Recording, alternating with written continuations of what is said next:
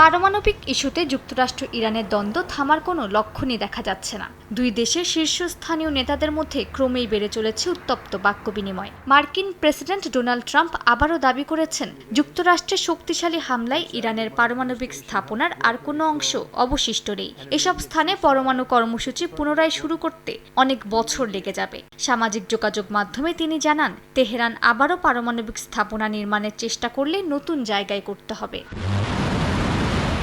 বার্তা সংস্থা রয়টার্সের তথ্য মতে গেল মাসে ইসরায়েলের বিরুদ্ধে 12 দিনের যুদ্ধে ক্ষতিগ্রস্ত আকাশ প্রতিরক্ষা ব্যবস্থা প্রতিস্থাপন করেছে বলে জানিয়েছেন ইরানের সেনাবাহিনীর অপারেশন বিভাগের উপপ্রধান মাহমুদ মুসাভি। তিনি জানান, তেল আবিবের হামলায় তেহরানের কিছু ক্ষতিগ্রস্ত আকাশ প্রতিরক্ষা ব্যবস্থা বদলে ফেলা হয়েছে।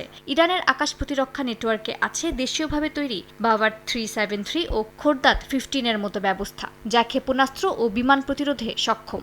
ইরানের শীর্ষ নেতা আয়াতুল্লাহ আলী খামিনির পরমাণু বিষয়ক উপদেষ্টা আলী লারিজানির সঙ্গে বৈঠক করেছেন রুশ প্রেসিডেন্ট ভ্লাদিমির পুতিন। বৈঠকে পুতিন মধ্যপ্রাচ্যকে স্থিতিশীল করতে এবং ইরানের পরমাণু কর্মসূচির ভবিষ্যৎ নিয়ে রাজনৈতিক সমাধান নিয়ে আলোচনা করেন। আগামী কয়েকদিনের মধ্যে যুক্তরাজ্য, ফ্রান্স ও জার্মানি নতুন করে ইরানের সঙ্গে তাদের পরমাণু কর্মসূচি নিয়ে আলোচনায় বসবে বলে জানা গেছে।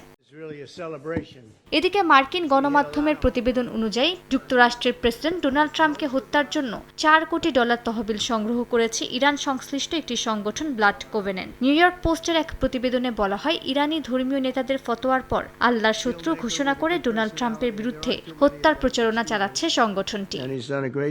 মালিহা সুহরওয়ার্দী, সময় সংবাদ।